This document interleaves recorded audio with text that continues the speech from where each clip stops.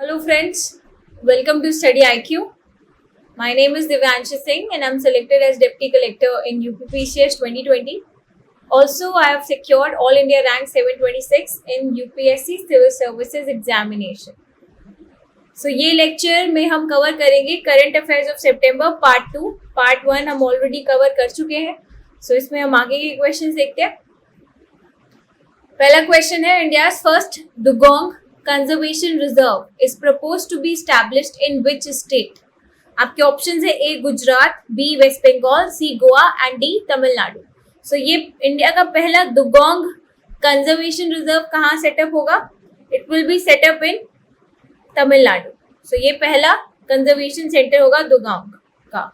अब दुगोंग क्या है आपको ये भी पता होना चाहिए, राइट? क्योंकि इस तरीके के क्वेश्चंस जो हैं वो इन्वायरमेंट टॉपिक से पूछे जा सकते हैं, राइट? सो दुगोंग क्या है? Dugong is a sea cow. ये सी काउ है, राइट? और इसका IUCN स्टेटस आपको पता होना चाहिए क्योंकि IUCN स्टेटस इस तरीके के एनिमल्स के इंपॉर्टेंट होते हैं. सो IUCN स्टेटस इसका है वल्नरेबल, राइट? एंड ये क्या है? It is a mammal. Sea cow है ये, इट इज अ मैमल. तो ये भी आपको पता होना चाहिए, राइट? सो अगर हम बात करें कि ये जो कंजर्वेशन सेंटर है ये गवर्नमेंट ऑफ तमिलनाडु ने अनाउंस किया है कि it will be set up right in an area of 500 square kilometre in Palk Bay. So Palk Bay आपको पता है कि इंडिया का जो मैप है वो इस तरीके से है, right? So this area is actually the Palk Bay. ये जो इधर टिप है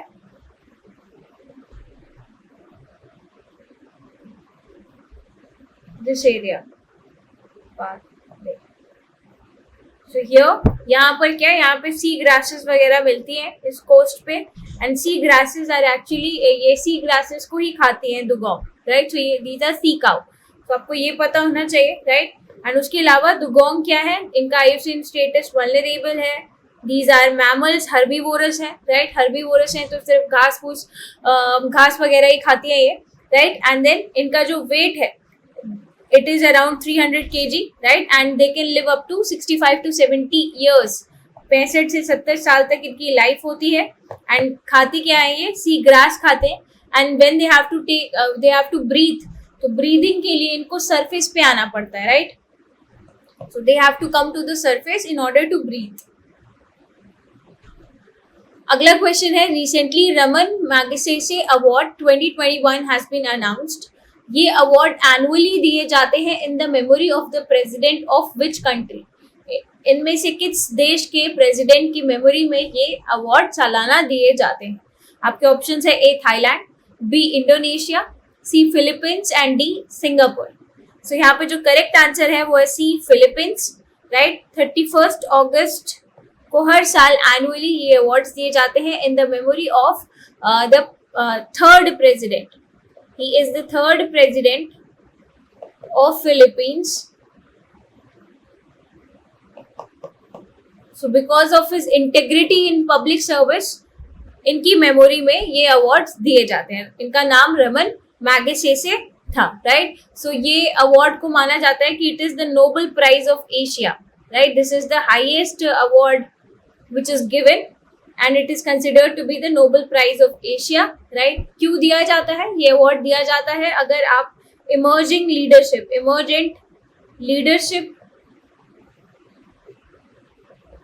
कि उसमें ये अवार्ड दिया जाता है. अगर आप सेल्फलेस सर्विस कर रहे हैं या फिर पब्लिक एडमिनिस्ट्रेशन, डिफरेंट फील्ड्स में जो इमर्जेंट लीडरशिप होते हैं उनको ये अवार्ड दिया जाता है, राइट? एंड सिंस कब से ये अवार्ड दिया जा रहा है? So it is being given since 1957, right? 1957 में इंडिया से विनोबा भावे को ये अवार्ड दिया गया था because of his community efforts and leadership, right? तो इन्होंने जो भी पॉवर्टी एलिवेशन के लिए जो भी ग्राम दान भूदान मूवमेंट्स वगैरह इन्होंने इनिशिएट किए थे, तो उसकी वजह से for hits community development efforts इनको ये अवार्ड मिला था, राइट? सो इस साल ये जो अवार्ड है Nobel prize of Asia Ramon Magsaysay award किसको मिला है? मिला है ये मोहम्मद अमजाद साहिब, ये पाकिस्तान की, इन्होंने पॉवर्टी एलिवेशन के लिए काम किया है। उसके अलावा फिरदौसी कादरी, ये बांग्लादेश से हैं, इन्होंने अफोर्डेबल वैक्सीनेशन के लिए कैंप चलाया। उसके अलावा स्टीफन मंकी, ये साउथ ईस्ट एशिया से हैं, इन्होंने ह्यूमैनिटेरियन काम, जो रेफ्यूजीज हैं उनके लिए, उनकी सहायता के लिए काम किया है। उसके बाद वॉच, ये इंडोनेशिया से, इन्होंने भी humanitarian work and refugee assistance के लिए। एंड देन रोबर्टो बैलन, ये फिलीपींस के हैं। तो ये नाम आप याद रखिए, ये 5 नाम जो है, these people got Raman Magsaysay award. इसके साथ साथ आपको ये भी पता होना चाहिए कि 2009 से पहले ये अवार्ड 5 कैटेगरी में दिया जाता था। It was given in 5 categories, जैसे पब्लिक एडमिनिस्ट्रेशन हो गया और इसी तरीके से। बट सिंस 2009 ये 5 कैटेगरीज खत्म कर दी गई हैं और अब ये है इमर्जेंट लीडरशिप की में अलग अलग फील्ड्स में ये अवार्ड दिया जाता है and it is considered to be the Nobel prize of Asia. अगला क्वेश्चन है, in which district of Uttar Pradesh the foundation stone of Raja Mahendra Pratap Singh State University has been laid by the prime minister.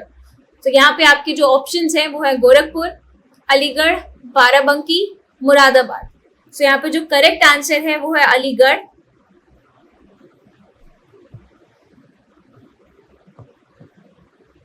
तो यहाँ पे अगर हम इनके बारे में और जाने कि अभी recently Shri Narendra Modi prime minister ने founding stone of Raja Mahendra Pratap Singh State University Aligarh में रखा था। तो अगर हम राजा महेंद्र प्रताप सिंह के बारे में और जाने तो he was born in Hathras in the year 1886 and he was also a freedom fighter थे, poet थे, right, revolutionary थे, writer थे, and on, right. So he was a revolutionary, he was a freedom fighter, right. He promoted education in India.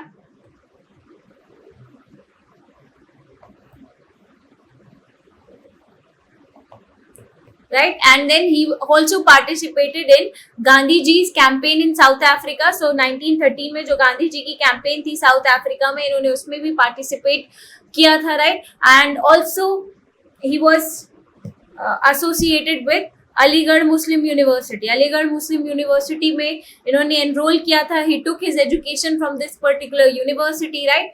सो अगर आप राजा महेंद्र प्रताप सिंह के बारे में जाने तो इनका जन्म हुआ था हाथरस में, right. He was enrolled, he took admission, he studied in Aligarh Muslim University, right. He was born in the year 1886. He was a revolutionary, एक revolutionary थे, freedom fighter थे, writer थे. so ये आप इनके बारे में additionally जान सकते हैं. अगला क्वेश्चन है, which of the following country has become the first Asian country to launch plastic pact? So यहाँ पे आपके ऑप्शंस है, A India, B China, C Japan and D South Korea.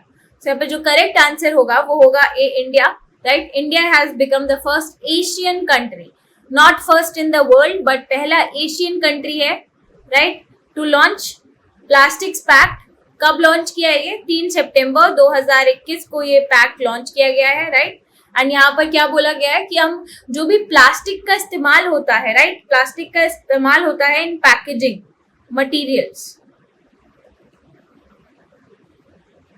So packaging में बहुत ज्यादा प्लास्टिक का इस्तेमाल होता है. तो इस पैक्ट के अंडर में ये बोला गया है कि हम प्लास्टिक पैकेजिंग को इकोनॉमी से बाहर निकालेंगे, राइट. नेचुरल एनवायरनमेंट को प्रोटेक्ट करना है हमको, राइट. एंड वी नो कि प्लास्टिक जो है it does not degrade easily, right, it does not degrade. तो यहाँ पर हमें प्लास्टिक पैकेजिंग को हटाना है एंड उसकी जगह पर reusable and recyclable 100% plastic packaging हम वो बनाएंगे जो कि रीयूजेबल हो, जिसको आप बार बार यूज कर सकते हैं और जिसको आप रिसाइकिल भी कर सकते हैं. तो ये प्लास्टिक पैक्ट किसका है? ये प्लास्टिक पैक्ट इंडिया का है. क्यों है? ताकि हम एनवायरमेंट सस्टेनेबिलिटी को बढ़ावा दे सकें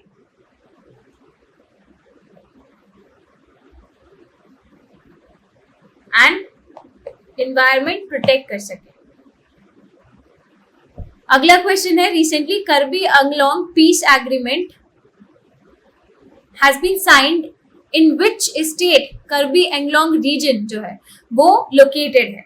सो यहाँ पे अभी रिसेंटली एक करबी एंगलोंग पीस एग्रीमेंट साइन हुआ है.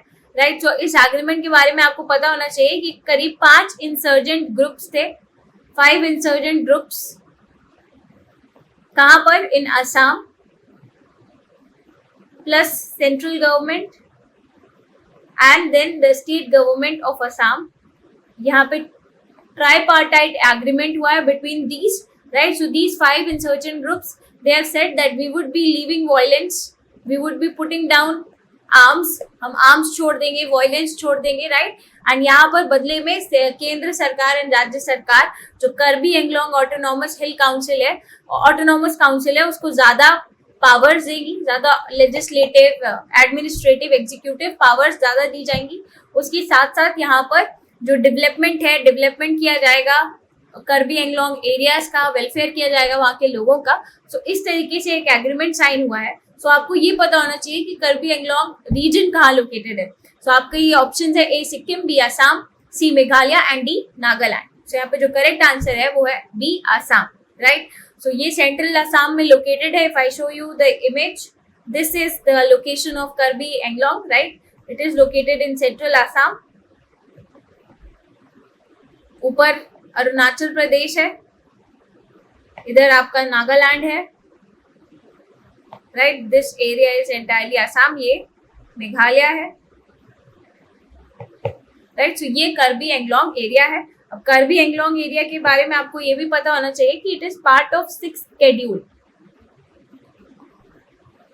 6th शेड्यूल का पार्ट है ये कॉन्स्टिट्यूशन का, राइट। सो हमें पता है कि 5th शेड्यूल जो है संविधान का, 5th schedule, it deals with the scheduled areas, and 6th schedule deals with the tribal areas. So tribal areas कहाँ के? Tribal areas of 4 states, Assam, Tripura, Meghalaya and Mizoram. इन 4 जगहों के ट्राइबल एरियाज। तो असम के ट्राइबल एरियाज में आपका कर्बी एंगलोंग डिस्ट्रिक्ट या काउंसिल आती है, right. So it is a part of 6th schedule. तो यहाँ पे इनको ज्यादा, यहाँ पे अपनी काउंसिल होती है इनकी, राइट। इसमें ट्राइबल्स का रिप्रेजेंटेशन होता है, इनके पास अपनी पावर्स ज्यादा होती हैं, सेपरेट पावर्स होती हैं, राइट। इनके पास ऑटोनॉमी ज्यादा है विद रिस्पेक्ट टू अपने आप को एडमिनिस्टर करने की। तो ये चीज है, यहाँ पे आपको ये पता होनी चाहिए। और ये जो कर्बी एंगलोंग एरिया है, यहाँ पर कई सारे ट्राइबल ग्रुप्स रहते हैं, जैसे कि कर्बी हो गया, दिमासा हो गया, कुकी हो गया, बोडो हो गया, गारो हो गया, तीवा हो गया। तो ये सारी ट्राइबल ग्रुप्स कई सारी रहती हैं। अब हर ट्राइबल ग्रुप्स की अपने अपने इंटरेस्ट है, तो उन सब की अपनी अपनी इंसर्जेंट ग्रुप्स है, राइट। अपने अपने इंसर्जेंट ग्रुप्स है, तो हर कोई यहाँ पे लड़ता रहता है, राइट। Everybody is fighting.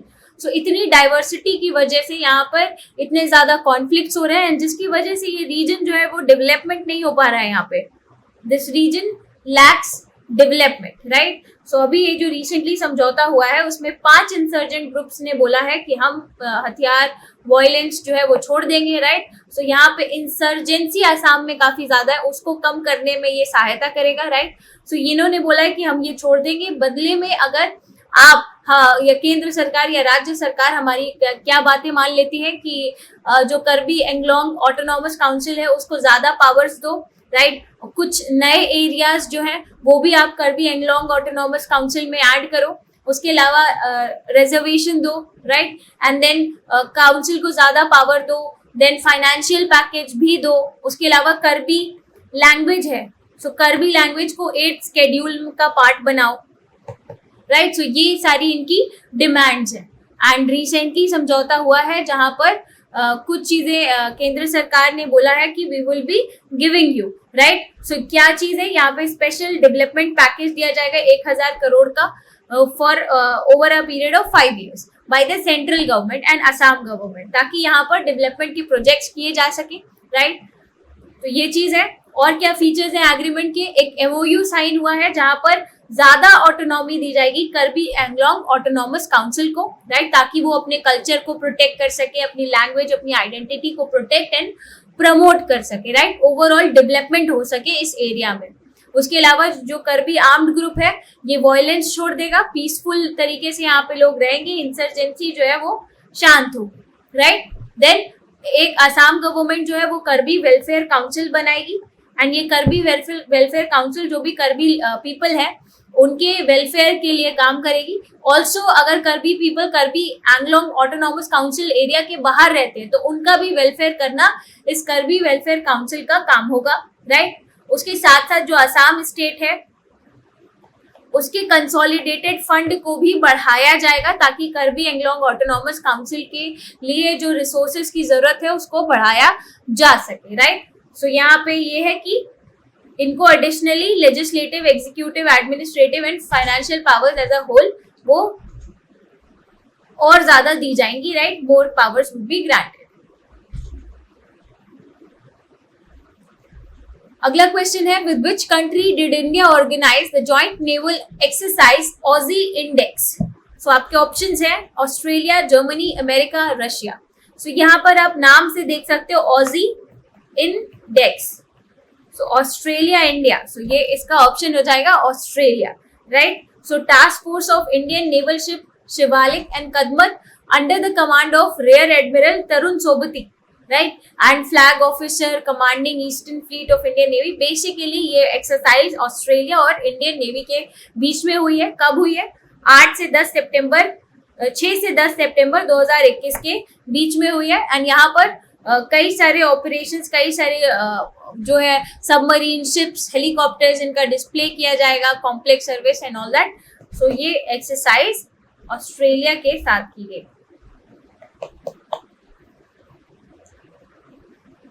अगला क्वेश्चन है, under the chairmanship of which country was the 13th BRICS summit held on 9 September. So किसकी चेयरमैनशिप में ये हुआ है? आपके ऑप्शंस है A China, B Brazil, C South Africa and D India. So यहाँ पे जो करेक्ट आंसर है वो डी इंडिया है। अभी ब्रिक्स की वर्चुअल समिट हुई थी, तो इस वर्चुअल समिट का जो चेयरपर्सन था, जो चेयरमैनशिप थी, वो इंडिया के पास है, राइट। सो यहाँ पे आप देख सकते हैं कि ये तीसरी बार है जब इंडिया के पास ब्रिक्स की चेयरमैनशिप है आफ्टर 2012 एंड 2006। यानी कि पहली बार हमारे पास 2012 में चेयरमैनशिप थी, उसके बाद हमारे पास 2016 में चेयरमैनशिप थी, अब हमारे पास 2021 में चेयरमैनशिप है। So this is the third time in India के पास चेयरमैनशिप रही है। अब अगर हम बात करें कि ये जो अभी समिट हुई थी उसकी थीम क्या थी, तो थीम इंपॉर्टेंट है, क्वेश्चन मोस्ट प्रोबेबली पूछा जा सकता है। सो इट इज इम्पोर्टेंट, आप ये याद रखिएगा, राइट, कि यहाँ पे समिट की थीम क्या थी? समिट की थीम थी BRICS at the rate 15, right, inter BRICS cooperation for sustainability, coordination and consensus. So ये यहाँ पे थीम है, BRICS at the rate 15, inter BRICS cooperation for sustainability, consolidation and consensus, right. तो ये आपको पता होना चाहिए। अब अगर हम ब्रिक्स के इवोल्यूशन की बात करें कि ब्रिक्स कैसे इवॉल्व हुआ, सो ब्रिक यानी कि ब्राजील, रशिया, इंडिया, चाइना, ये कंट्रीज आपस में मिले थे for the first time on G8 outreach summit. So G8 पहले, अब G7 जो है वो पहले एक टाइम पे G8 हुआ करता था जब उसमें रशिया भी इंक्लूडेड था, बट बाद में रशिया पे काफी सारे सैंक्शंस लगाए जब उसने यूक्रेन पे अपने एक्सपेंशनरी एम्स को दिखाया, राइट, कैप्चर कर लिया and all that. So then Russia was remove. तो अब G7 है, बट G8 की आउटरीच समिट जो हुई थी 2006 जुलाई में सेंट पीटर्सबर्ग, रशिया में, तो यहाँ पर ये Brazil, Russia, India, China countries आपस में पहली बार मिले थे, right. And then high level meeting के बाद पहली ब्रिक की जो समिट हुई थी वो 2009 16 जून को रशिया में हुई थी, राइट। उसके बाद 2010 में साउथ अफ्रीका को भी इसमें इंक्लूड कर लिया गया था, and then this BRIC came to be known as, तब इसका नाम ब्रिक्स पड़ गया था। सो ये चीज आपको पता होनी चाहिए। अब अगर हम ब्रिक्स की बात करें कि ब्रिक्स का क्या ऑब्जेक्टिव है, सो बेसिकली ब्रिक्स का ऑब्जेक्टिव है, it is a grouping of emerging economies. जो भी इमर्जिंग इकोनॉमीज है उनकी ग्रुपिंग है, एंड इनका एजेंडा होता है कि हम रिफॉर्म्ड मल्टीलेटरलिज्म लाएं, रिफॉर्म्ड मल्टीलेटरलिज्म, रिफॉर्म करो यूएनएससी को, राइट। इंडिया को मेंबरशिप चाहिए, यूएनएससी रिप्रेजेंटेटिव नहीं है, उसको रिफॉर्म करो, क्लाइमेट चेंज हो गया, टेररिज्म, एग्रीकल्चर, राइट। सो इन सारे एरियाज में कोऑपरेट करना एक दूसरे के साथ, ये सारी चीजें यहाँ पे ब्रिक्स में की जाती हैं। So it is basically developing countries का या साउथ साउथ कोऑपरेशन का एक एक्चुअली फोरम है, right. And it is also bridging, ये ब्रिज की तरह से है between the developed world, it acts like a bridge between the developed world and the developing world.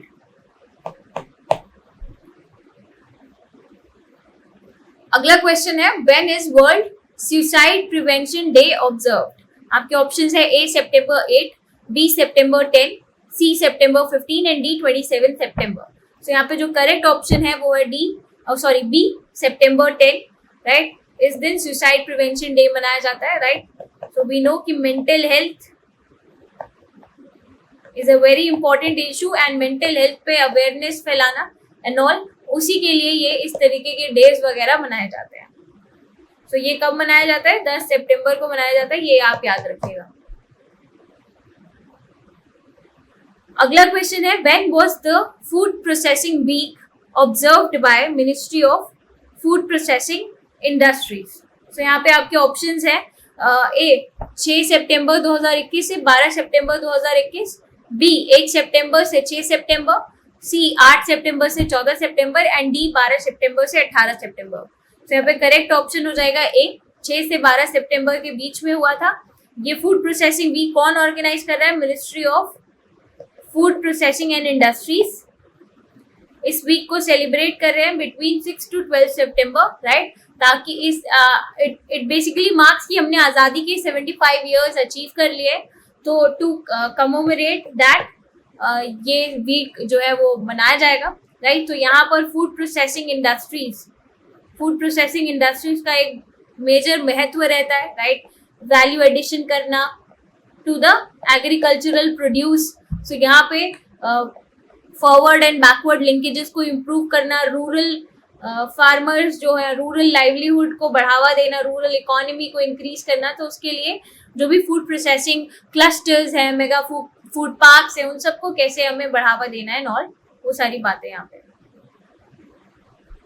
अगला क्वेश्चन है, when is international democracy day celebrated? आपके options है A 11 September, B 15 September, C 17 September and D 19 September. So ये जो international democracy day है ये 15 सितंबर को मनाया जाता है, तो इसका करेक्ट आंसर होगा बी, राइट। सो ये it is celebrated by United Nations international day 15 सितंबर को। और इसकी इस साल की जो मेन थीम थी वो क्या थी? Strengthening democratic resilience in the face of future crisis. So future crisis अगर आती है then also we have to ensure कि डेमोक्रेसी जो है वो रेजिलियंट साबित हो, राइट। सो यहाँ पे डेमोक्रेसी से रूल ऑफ लॉ होना चाहिए, राइट। कोई आर्बिट्रेरी पावर्स का इस्तेमाल नहीं होना चाहिए। There should be equitable access to justice, institutions की आप रिस्पेक्ट करो, right. Citizens have the ultimate power. So democracy का मतलब है ये, राइट। एंड डेमोक्रेसी को स्ट्रेंथन करना है all over the world, right. जहाँ जहाँ पे भी डेमोक्रेसी है, डेमोक्रेटिक इंस्टीट्यूशंस को वीक नहीं होना है। एंड आगे अगर जो भी क्राइसिस की सिचुएशन आती है we need to have that कि डेमोक्रेसी जो है वो रेजिलियंट साबित हो। तो यहाँ पे जो मेन थीम है वो क्या है? Strengthening democratic resilience in the face of future crisis. तो ये थीम थी इस साल की। कब सेलिब्रेट किया जाता है? 15 सितंबर को ये सेलिब्रेट किया जाता है। अगला क्वेश्चन है, which city has topped the list of world safest cities in the world safe cities index 2021 released by economic intelligence unit? So यहाँ पे आपके ऑप्शंस है A Sydney, B Copenhagen, C Toronto and D Tokyo. So यहाँ पे जो correct answer है वो है बी कोपेनहेगन। डेनमार्क की कैपिटल है ये। डेनमार्क क्या है? डेनमार्क एक यूरोपियन कंट्री है, राइट। सो ये पता होना चाहिए। उसके साथ साथ ये जो वर्ल्ड सेफ सिटीज इंडेक्स है, वर्ल्ड सेफ सिटीज इंडेक्स, ये रिलीज कौन करता है? इस तरीके से भी क्वेश्चन पूछ सकते हैं, right. So it is released by the economic intelligence unit. Economic intelligence unit ये है क्या? ये बेसिकली एक थिंक टैंक है, रिसर्च ऑर्गेनाइजेशन है नॉट, राइट। सो ये इंडेक्स निकालती है एंड ये सेफ सिटी इंडेक्स बेसिकली देखता है कि किस तरीके से अर्बन इंफ्रास्ट्रक्चर कितना अच्छा है, राइट। पोल्यूशन किसी शहर में कितना कम है, ट्रांसपोर्ट की सुविधा कितनी अच्छी है, हेल्थ की सुविधा कितनी अच्छी है, right. So it basically sees की कितना सेफ है कोई सिटी। सो इस रैंकिंग में कोपेनहेगन पहले नंबर पे है, उसके बाद टोरंटो जो कि कनाडा में शहर है, फिर सिंगापुर, फिर ऑस्ट्रेलिया में Sydney and then Tokyo in Japan. ये second, third, fourth, fifth position पे आए हैं। इंडिया से टॉप 10 में कोई भी वो नहीं है, राइट। इंडिया से कोई भी सिटी इस लिस्ट में नहीं है, तो ये आपको पता होना चाहिए टॉप 10 में। अगला क्वेश्चन है, which country chaired the 21st meeting of the council of heads of member states of Shanghai cooperation organisation. So Shanghai cooperation organisation SCO। तो यहाँ पे आपके ऑप्शन है, इसकी अभी मीटिंग हुई थी, तो उसका चेयरपर्सन कौन था? सो आपके ऑप्शन है A Kyrgyzstan, B Kazakhstan, C Tajikistan and D Uzbekistan. So यहाँ पे जो करेक्ट आंसर है वो है C Tajikistan, right. So India के जस्ट ऊपर इस तरफ यहाँ पे आपको तजिकिस्तान मिलेगा।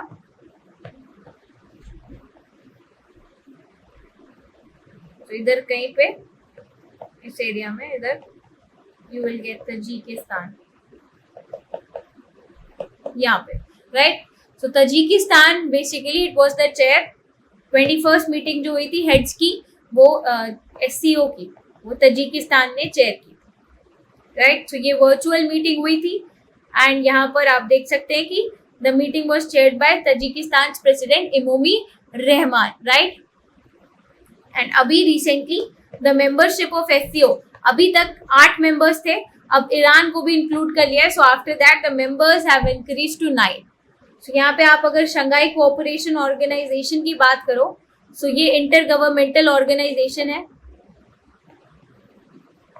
इंटर गवर्नमेंटल ऑर्गेनाइजेशन है। कई देश इसमें पार्टिसिपेट करते हैं, रशिया है, इंडिया है, पाकिस्तान है, चाइना है एंड सेंट्रल एशियन कंट्रीज हैं कई सारे। सो अगर इनकी मैंडेट क्या है, इनकी मैंडेट भी यही है कि हमें पीस, स्टेबिलिटी, प्रॉस्पेरिटी को बढ़ावा देना है in the Asian region, right. So it basically new Asianism के प्रिंसिपल्स को फॉलो करता है, राइट। इट टॉक्स अबाउट, ये भी जो मल्टीलेटरल फोरम्स हैं उनको रिफॉर्म करने की बात करते हैं, काउंटर टेररिज्म है, राइट। उसके अलावा आपस में कोऑपरेशन है ट्रेड में एंड सेवरल डिफरेंट फील्ड्स। और इंडिया भी इसको देखता है as a gateway to central Asia.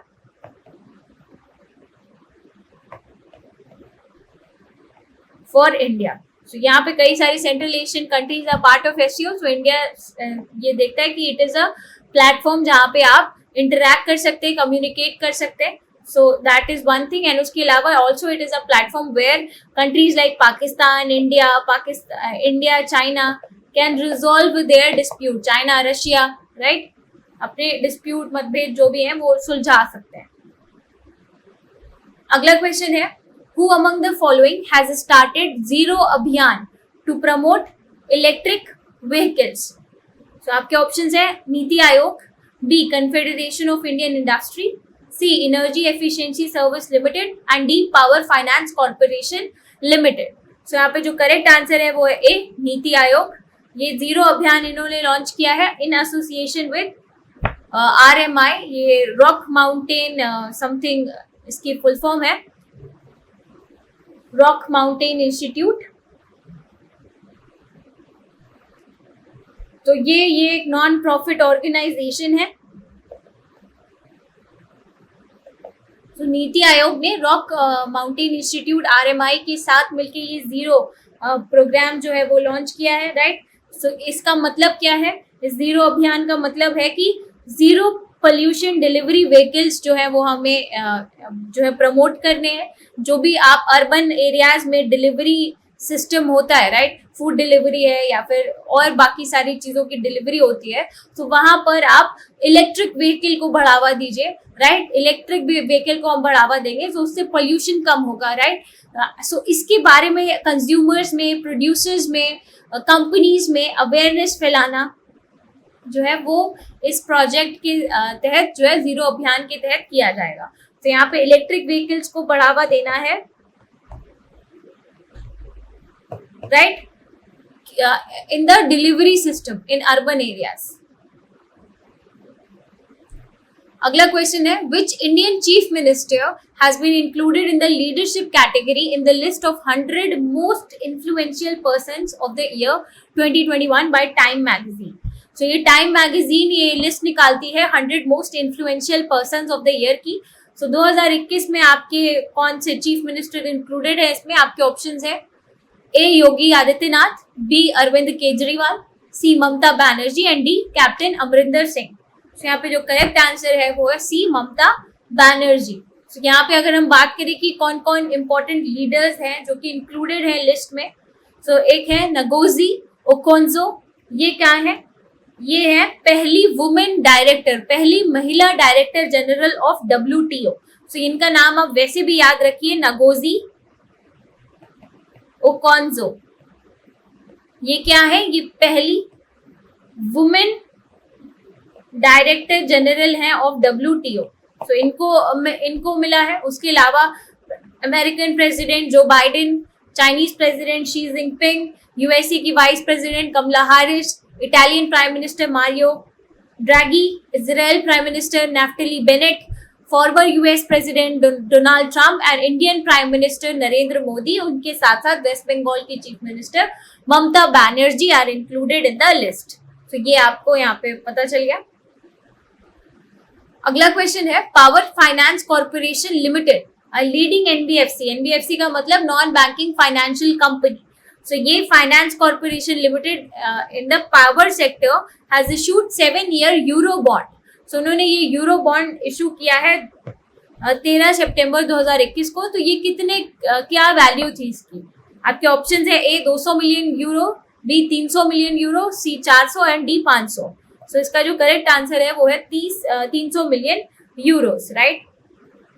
तो ये देख लीजिएगा आप।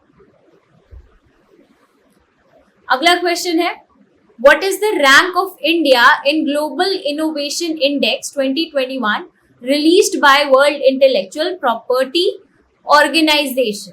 आपके ऑप्शन है A 45, B 46, C 48 and D 51। So यहाँ पे जो करेक्ट आंसर है वो है बी 46, राइट। तो इंडिया की 46 पोजीशन आई है इस बारी। ये पता होना चाहिए आपको। ग्लोबल इनोवेशन इंडेक्स में इंडिया की रैंक है 2021 में 46। अगर हम इसको कंपेयर करें पिछले साल से 2020 में, तो 2020 में इंडिया की रैंक 48 थी। तो यानी कि यहाँ पे इंडिया की रैंक 2 रैंक से इम्प्रूव हुई है, राइट। इम्प्रूव हुई है, घटी नहीं है। सो इंडिया की रैंक इम्प्रूव हुई है, इम्प्रूव्ड बाय 2 पॉइंट्स। अब इसके साथ साथ हम क्या और पता कर सकते हैं? वर्ल्ड इंटेलेक्चुअल प्रॉपर्टी ऑर्गेनाइजेशन के बारे में जान सकते हैं। ये इंटरनेशनल ऑर्गेनाइजेशन है, right. So world intellectual property organisation special agency है। It is a specialised agency of United Nations. UN की 15 स्पेशल एजेंसीज हैं, 15 स्पेशल एजेंसीज हैं। सो उन 15 में से एक जो है वो आपको वर्ल्ड इंटेलेक्चुअल प्रॉपर्टी ऑर्गेनाइजेशन भी मिलेगी, right. So when it was established, ये इसकी स्थापना हुई थी 1967 में, राइट। और इसके जो हेडक्वार्टर्स हैं, हेडक्वार्टर्स इसके लोकेटेड है जेनेवा, स्विट्जरलैंड में। सो ये एडिशनल चीज है, मैंने आपको यहाँ पे बता दी। सो इस इंडेक्स के अकॉर्डिंग ये इंडेक्स करीब 132 इकोनॉमीज को रैंक करती है। 81 डिफरेंट इंडिकेटर्स हैं। सो इनके हिसाब से टॉप किसने किया? टॉप किया है स्विट्जरलैंड ने। Switzerland is the most innovative country, most innovative economy. उसके बाद आता है स्वीडन, फिर United States of America, then UK and then Republic of Korea. India की रैंक 46 है, स्कोर हमारा 36.4 है। सो 46 में से 10 माइनस कर दो 36 आ गया, 36 हमारा स्कोर है। लास्ट ईयर 2020 में हमारी रैंक 48 थी। अगला क्वेश्चन है, which of the following countries hosted the global covid summit virtually. तो इनमें से किस देश ने ये ग्लोबल कोविड-19 समिट जो हुई थी वर्चुअली ऑनलाइन माध्यम से, वो किसने होल्ड की थी? तो आपके ऑप्शंस है, A Canada, B America, C United Kingdom and D India. तो यहाँ पे जो करेक्ट उत्तर है वो है अमेरिका, बी ऑप्शन। ये समिट हुई थी 22 सितंबर 2021 को। अगला क्वेश्चन है, from which department has the chief minister directed to submit an action plan for Uttar Pradesh Matribhumi Yojana. सो ये अभी रिसेंटली उत्तर प्रदेश मातृभूमि योजना लॉन्च की गई है bye Uttar Pradesh chief minister Yogi Adityanath. तो यहाँ पे इन्होंने बोला है कि इस स्कीम के लिए एक्शन प्लान सबमिट करने को 2 मिनिस्ट्रीज को बोला गया था। तो आपके जो ऑप्शंस है वो है, A rural development and panchayati raj department, B planning department, C housing and urban planning department and D Uttar Pradesh reorganisation coordination department. तो यहाँ पे जो करेक्ट आंसर है वो है ये rural development and panchayati raj department को बोला गया था कि वो एक एक्शन प्लान बनाए फॉर उत्तर प्रदेश मातृभूमि योजना, राइट। सो यहाँ पर ये योजना के बारे में अगर हम जाने तो ये योजना बेसिकली एनकरेज करता है सिटीजन पार्टिसिपेशन, सिटीजन का direct participation in rural economy and infrastructure. कैसे सिटीजन का डायरेक्ट पार्टिसिपेशन? यहाँ पर इस स्कीम के अंडर में अगर कोई भी यहाँ पे कोई इंफ्रास्ट्रक्चर प्रोजेक्ट है उसको सेटअप करना चाहता है, राइट। सो यहाँ पर क्या होगा कि स्टेट गवर्नमेंट जो है कुछ पैसा जो है वो स्टेट गवर्नमेंट दे देगी फॉर द प्रोजेक्ट, एंड बचा हुआ जो पैसा होगा that would be paid by the people जो कि इंटरेस्टेड है उस प्रोजेक्ट को सेटअप करने में in the rural area, right. So यहाँ पे क्या होगा, these will be running the project, यहाँ पे स्टेट गवर्नमेंट इन्वेस्ट कर देगी, राइट। सो इस केस में जैसे कि कोई जिम बनाना है या फिर कोई आंगनवाड़ी बनाना है, कोई स्कूल बनाना है, हेल्थ केयर की फैसिलिटी बनानी है, तो ये यहाँ पर इस तरीके से स्टेट गवर्नमेंट जो है वो एनकरेज करेगी। करीब 50% जो भी टोटल प्रोजेक्ट कॉस्ट होगा वो स्टेट गवर्नमेंट देगी, बचा हुआ 50% जो है वो इंटरेस्टेड पर्सन अपना खुद का लगाएंगे, एंड इस तरीके से इंफ्रास्ट्रक्चर सपोर्ट किया जाए, सेटअप किया जाएगा, right. And so it involves direct participation of people. अगला क्वेश्चन है, in which district of Uttar Pradesh the central government has given approval to establish a medical device park. आपके ऑप्शंस है, A Gorakhpur, B Gautam Buddh Nagar, C Prayagraj and D Bareilly. तो यहाँ पे जो correct answer है वो है गौतम बुद्ध नगर। यहाँ पर उत्तर प्रदेश जो सेंट्रल गवर्नमेंट है उसने ये मेडिकल डिवाइस पार्क बनाने का अनुमति यहाँ पर दे दी है, अप्रूवल दे दिया है।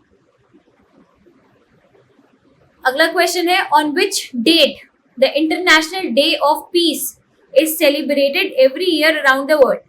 आपके ऑप्शंस है, ए सितंबर 15, बी सितंबर 17, सी सितंबर 21 एंड डी 25 सितंबर। सो यहाँ पे जो करेक्ट आंसर है वो है सी सितंबर 21। इस दिन international day of piece celebrate किया जाता है, राइट, हर साल, ताकि जो भी पीसफुल इवेंट्स हैं, इंटरनेशनल कॉन्फ्लिक्ट्स जो होते हैं, डिस्प्यूट्स होते हैं, उनको डिस्करेज किया जा सके, राइट। उनके लिए पीसफुल सोल्यूशन कैसे निकाला जा सकता है बिटवीन कंट्रीज, बिटवीन सिटीजन्स, कैसे पीस, स्टेबिलिटी, ऑर्डर प्रमोट करना है, बढ़ावा देना है, उसके लिए ये दिन सेलिब्रेट किया जाता है। तो इस साल की अगर हम थीम की बात करें, इस साल की थीम थी recovering better for an equitable and sustainable world. तो यहाँ पर किस चीज की बात है, recovering better for an equitable and sustainable world. So for sustainable world we need peace in society, right. Countries should not be fighting among themselves. अगर कोई कोविड पैंडेमिक आता है तो कंट्रीज हैव टू कोऑपरेट। अगर कोई terrorism है तो all the countries have to cooperate. अगर कोई गरीब कंट्री है so we have to ensure कि हम वहाँ पर रिसोर्सेज को पहुँचाएं। सो यही थीम है actually international day for peace की, कि recovering better for an equitable and sustainable world. So ये आप यहाँ पर याद रखिएगा कि थीम क्या थी इस साल की। और ये दिन मनाया कब जाता है? 21 सितंबर को ये मनाया जाता है. So this was it for the September current affair, right? We have almost discussed all the important days and events जो हुए हैं, right? So आप इसको रिवाइज करिए अच्छे से. जो भी हमने करंट अफेयर्स डिस्कस किए MCQ के फॉर्मेट में, आप उसको अच्छे से रिवाइज करिए. And all the best for your paper. Thank you.